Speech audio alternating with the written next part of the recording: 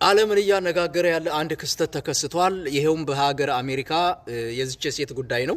ይቺ ሴት እንግዲህ ወደ ሀገር አሜሪካ ፍላይ ካደረገች በኋላ እዛ ከደረሰች በኋላ ኤርፖርት አሜሪካ ውስጥ ፓስፖርቷ ሲታይ ከየት ነው የመጣሽው? ይህ ፓስፖርት በዓለም ላይ በካርታም ላይ የሌለ አገር ነው።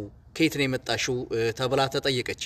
ስትጠየቅም የሰጠችው መልስ ከቱሬንዛ ከሚባል አገር ነው የመጣሁት ብላ መልስ ትሰጣቸዋለች።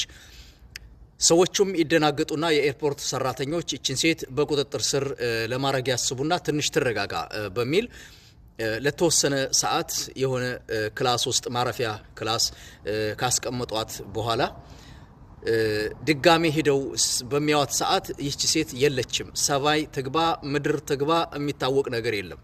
በጣም የሚገርም ጉድ ነው ጋይስ። ይህ እሷ መጣሁበት የምትለው አገር በዓለም ላይ ተፈልጎ ጠፍቷል።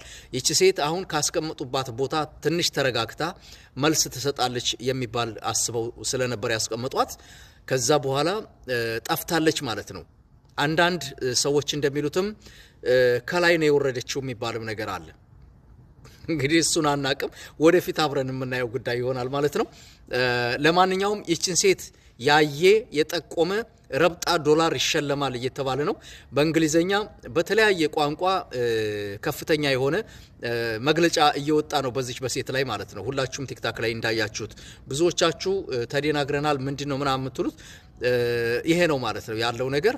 እንግዲህ እቺን ሴት ያየ ረብጣ ዶላር ይሸለማል ማለት ነው። እኛ መጨረሻውን ነው የናፈቀን የዚች ሴት መነሻ ከየት እንደሆነ ከቱሬንዛ የሚባል ሀገር እንደሌለ ነው እንግዲህ የኤርፖርት ሰራተኞች የካርታ አጥኒዎች የሰጡት መልስ ማለት ነው። እስኪ አብረን እናያለን መጨረሻውን።